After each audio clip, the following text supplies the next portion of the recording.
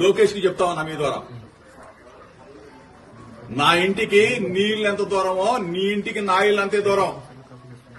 ఇవాళేమో సంబరపడుతున్నాయో, రాక్షస ఆనందం పొందుతానో హెచ్చరిస్తా ఉన్నా. మీడియా మిత్రుల ద్వారా చెప్తా ఉన్నా, రాష్ట్ర ప్రజల సమక్షంలో చెప్తా ఉన్నా, ఇది దుర్మార్గమైన చర్య. నేనేం చేశానా? నువ్వు 83 రోజులు మీ అయ్యా నువ్వు నన్ను జైల్లో పెట్టి రాక్షసానందం పొందింది చాలక నా ఇంటి మీద దాడి చేస్తావా? పెట్రోల్ బాంబులు వేస్తావా? అసలు ఇంత దుర్మార్గులాగా ప్రవర్తిస్తారు మీరు. నేనేమన్నాను? ఏమన్నాను? ఈరోజు మీరు చేసిన దుర్మార్గం మేమేదో భయపడతాననుకుంటున్నామేమో. చూస్తా,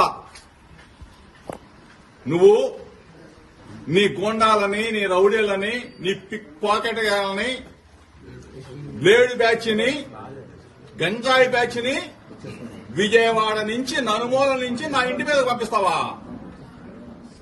నీకు పెళ్ళాం పిల్లలు లేరా? నీకు ఇల్లు లేదా? నీకు కుటుంబం లేదా? ఇవాళతో ఇది ఆగిపోతుంది అనుకుంటున్నావా?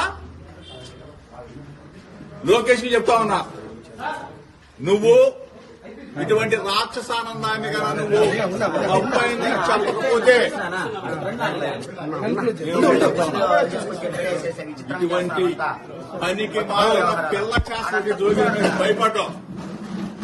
చిన్నప్పటి నుంచి రాజకీయాల్లో ఉన్నా నీ పిల్ల చేసలకి, నీ వెర్రి చేసలకి నీకు నిన్న చెప్పా, ఒళ్ళు తగ్గించుకున్నావు కానీ నీ చిప్పు దొబ్బింది, నీ మెదడు మొత్తం దొబ్బింది. ఏం పనురాయి పనికి మాలోడా? ఒక బలహీన వర్గాల వాడి మీద నా మీద తాడా. సిగ్గుశానం వదిలేసి సన్నాసులాగా తయారయ్యారు.